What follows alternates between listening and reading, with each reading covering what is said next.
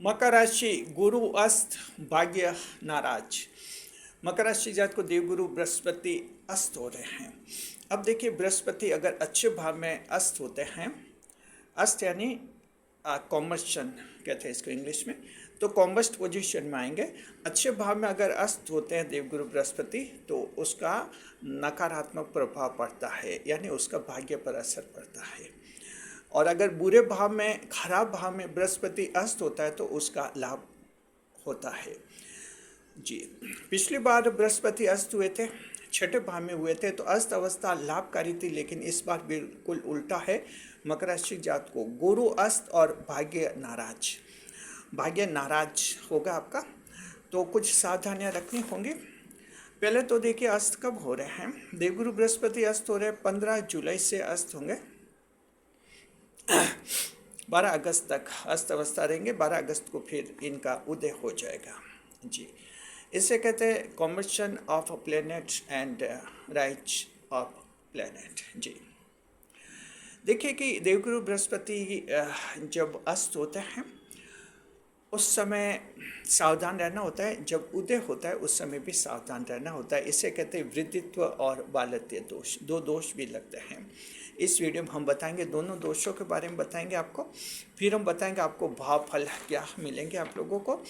महिलाओं के लिए विशेष बताएंगे, क्योंकि देवगुरु बृहस्पति, ज्योतिष शास्त्र एस्ट्रोलॉजी में बृहस्पति ग्रह को महिलाओं का पति माना जाता है।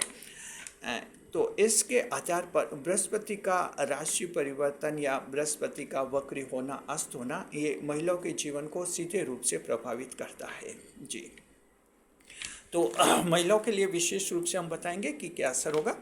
हम आपको फिर उपाय भी बता देंगे। स्वागत आप सभी का हमारे YouTube चैनल JR एस्ट्रोलॉजी 1 में।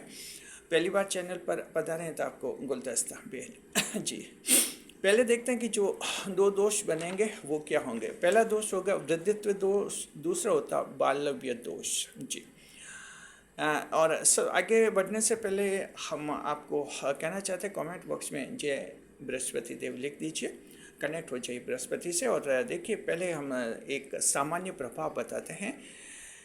गुरु अस्त होते हैं या शुक्र अस्त होते हैं, ये दो ग्रह जब अस्त होते हैं तब विवाह कार्य निश्चित रहते हैं। विवाह संस्कार रोका जाता है। अब ये देखते हैं, विवाह का संस्कार ही रोका जाता है, यानी विवाह का आयोजन नहीं होता है। लेकिन आप लोग सगाई की जो बातें कर रहे हैं, वार्तालाप कर रहे हैं, आप जारी रख सकते हैं। तो ये 15 जुलाई से 12 अगस्त तक 28 दिन, लगभग 1 महीने तक अस्त अवस्था रहेगी। सगाई की बातें रोकने की ज़रूरत नहीं। आप सगाई के लिए, मैरिज एंगेजमेंट के लिए लोगों से मिलते रहिए। हाँ, इस दौरान विवाह नहीं होना चाहिए, बस इस बात का ध्यान रखें। जी, जो लव मैरिज करना चाहते हैं उनको भी कहना चाहते हैं कि लव मैरिज का रजिस्ट्रेशन इस दौरान नहीं कराए तो ठीक है।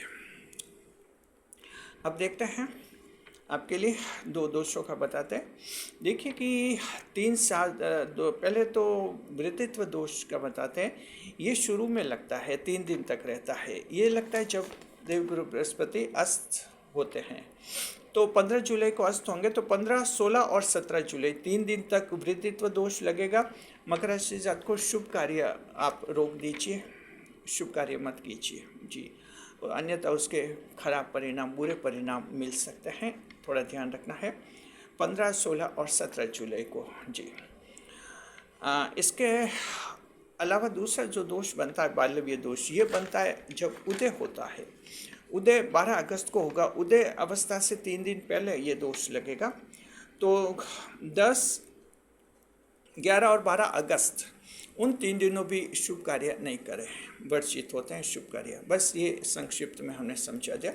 अब देखते हैं आपके भावफल क्या मिलेगा, बृहस्पति आपको कैसे प्रभावित करेंगे। अब देखिए, 7वें भाव में बृहस्पति अस्त हो गए, अच्छा भाव है। 7वां भाव आपके केंद्र भाव में अस्त होने के कुछ ज़्यादातर तो नेगेटिव प्रभाव पड़ेंगे, हालांकि बीच में कुछ अच्छा प्रभाव होगा तो हम आपको बता रहे हैं। अन्यथा सावधानी ज़्यादा रहना। तो देखिए कि 7वें भाव में अस्त रहते हुए बृहस्पति क्या करेंगे।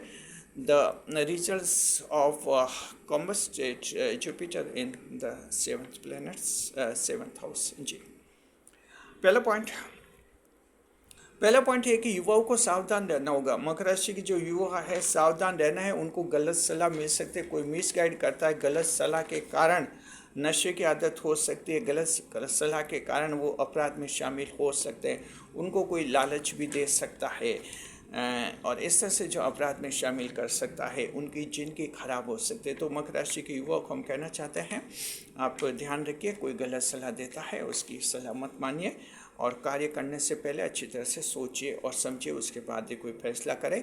एक छोटा सा गलत फैसला आपकी ज़िंदगी को ख़राब कर सकता है, इस बात को ध्यान रखिए। बस ये एक तो ये अस्तव्यस्ता का सबसे खराब परिणाम होगा मकर राशि के युवाओं पर। इसमें युवा में युवक युवतियाँ दोनों शामिल होती हैं। युवतियाँ भी जो हैं कई किसी जाल में फंस सकती है, षड्यंत्र में फंस सकती है या गलत सलाह से गलत कदम उठा सकती है, ध्यान रखना है। दूसरे नंबर पर देखते हैं, बुजुर्गों के वैवाहिक जीवन में तनाव आएगा, ऐसा लगता है जी। बुजुर्ग यानी 60 साल से ऊपर के जो वैवाहिक जोड़े हैं उनमें तनाव आएगा। देखिए, ऐसा लगने में तो ऐसा लगता है, दिखने में तो ऐसा लगता है कि 60 साल तक तो विवाह चलता है, एक दूसरे को बहुत ही अच्छी तरह से समझ लेते हैं। कभी कभी ऐसा होता नहीं है। कभी कभी क्या होता है कि ये ग्रह दोष ऐसे होते हैं जिनसे बुढ़ापे में भी विवाह खराब हो जाता है और कई जनों के 60 साल के बाद भी तलाक हो जाते हैं और ये स्थितियाँ बिगड़ जाती हैं। तो ये अस्तव्यस्ता जो है नुकसान करेगी वैवाहिक जीवन, बुजुर्गों के वैवाहिक जीवन को। उनका जीवन साथी के साथ तनाव हो सकता है, बातचीत बंद हो सकती है और फालतू की बहसबाजी हो सकती है। तो आप लोग थोड़ा ध्यान रखिए और पहले से जो बुजुर्गों में आपस में पति पत्नी में बातचीत बंद है उनको तो खास ध्यान रखना होगा।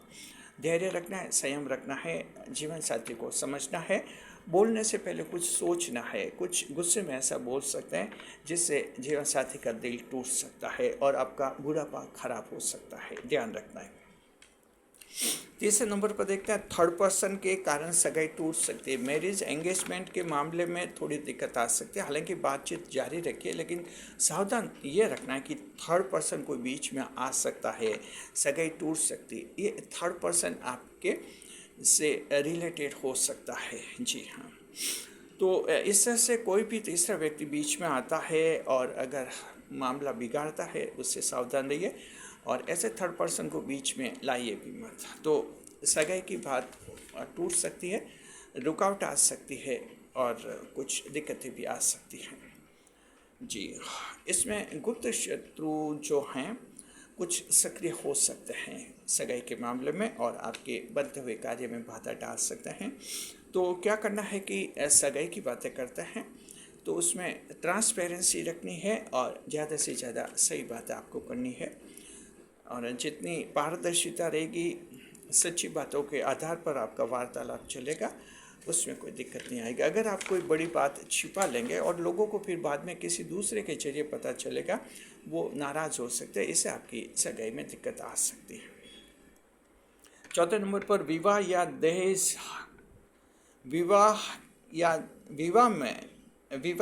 के संबंध में दहेज या घरेलू हिंसा का आपके खिलाफ आरोप लग सकता है।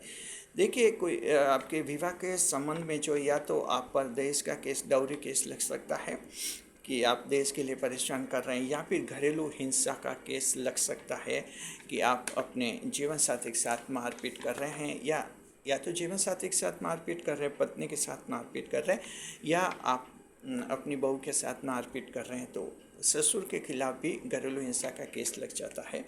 ऐसी स्थिति आ सकती है, तो सावधान रहना है आप लोग, धैर्य संयम रखना है और महिलाओं पर इस तरह से का कोई अत्याचार करने से बचिए, अन्यथा ये गुरु अस्त्र जो हैं आपको कहीं पुलिस केस में फंसा सकता है।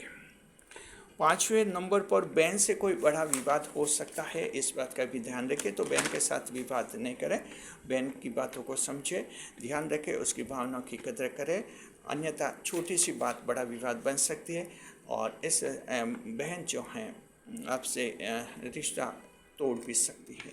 अगर बहन रिश्ता तोड़ेगी तो मकर की किस्मत प्रभावित हो जाएगी, भाग्य नाराज हो जाएगा, क्योंकि मकर राशि जात को आपके लिए बहन बेटी बहुत ही भाग्यवर्धक होती हैं। तो इन बातों का ध्यान रखिए। छठे नंबर पर ये देखिए 5 तो इस तरह के नुकसान, एक बड़ा जो फायदा दे रहे हैं वकील साहब को दे रहे हैं। मकर राशि के जो वकील हैं, युवा वकील हैं, उनको बड़ा लाभ है कि युवा वकील की किसी सीनियर वकील के खिलाफ बड़ी ज़बरदस्त जीत मिलेगी। अब इस इन 28 दिन में, यानी कि 15 जुलाई से 12 अगस्त के दौरान कोर्ट में अगर कोई ऐसा मामला लड़ता है युवा वकील मकर राशि का, युवा का मतलब पहले तो समझिए, आप युवा लगभग 35-40 साल तक के युवा ही माने जाते हैं। 40 साल तक आप हैं तो इसमें शामिल माने जाते हैं आप। तो देखिए कि जो उनकी सीनियर वकील के खिलाफ बड़ी जीत होगी। सामने वाली पार्टी का वकील बहुत ही सीनियर और पॉपुलर होगा, लेकिन आप उसे कोर्ट केस में हरा देंगे, कोर्ट में हरा देंगे और इससे काफ़ी पॉपुलर हो सकते हैं। ये मकर राशि के किसी जातक के जीवन में बहुत बड़ी भाग्यशाली घटना हो सकती है।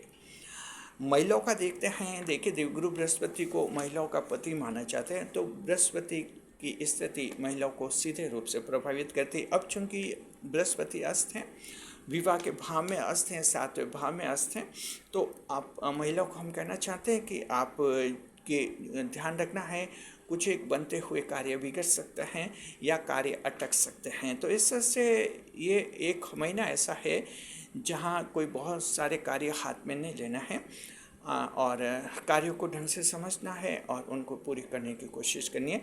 बड़ा कार्य शुरू करने से रोक दीजिए। तो इस तरह से ये एक महीना शांति से गुजारने दीजिए, उसके बाद फिर आप उसको पुनः शुरू कर सकते हैं। तो इससे से महिलाओं की क्या रुकावट नहीं आएगी, अन्यथा महिलाओं के कोई ऐसे कार्य में, बनते हुए कार्य में बड़ी रुकावट भी आ सकती है, थोड़ा ध्यान रखना। तो ये असर आपके हो सकता है। अब देखिए, देवगुरु बृहस्पति को शुभ करने के लिए क्या करना होता है। गुरुवार को पीली वस्तुओं का दान करना होता है और इन 28 दिन के अंदर अगर महिलाओं को ऐसा लगता है कि उनके काम ज़्यादा अटक रहे हैं, ज़्यादा बिगड़ रहे हैं, जगह जगह झगड़े हो रहे हैं, बहसबाजी ज़्यादा हो रही है और दिमाग में कुछ टेंशन भी ज़्यादा आ रहा है, अगर ऐसा होता है महिलाओं के लिए, तो महिलाओं को तो गुरुवार का व्रत रखना चाहिए, उपवास रखना चाहिए। कम से कम 3-4 उपवास आपके इस एक महीने में आप रख सकती हैं। तो इससे से आपका ये अस्त गुरु ज़्यादा नुकसान नहीं कराएगा। दूसरा, आप सभी को, जो चाहे महिला है पुरुष, आपको बुजुर्गों का आदर करना चाहिए, रेस्पेक्ट करना चाहिए। जी, शुक्रिया आपका। तो इस तरह से गुरु अस्त जो हैं भाग्य को नाराज़ करेंगे, थोड़ा भाग्य आपसे नाराज हो सकता है, कुछ एक कार्य अटक सकते हैं, बिगड़ सकते हैं। तो धैर्य और संयम आपको बनाए रखना होगा। वैसे भी मकर राशि जात को आपकी राशि में देवगुरु बृहस्पति नीच के होते हैं, तो आपको थोड़ा ज़्यादा ही सावधान रहना होगा। शुक्रिया आपका। वीडियो पर लाइक करें, कमेंट करें, शेयर करें और इसी तरह हमारे चैनल के साथ बने रहे। वीडियो पर हाइप अवश्य करें। कमेंट में आप सभी लिखे जय बृहस्पति।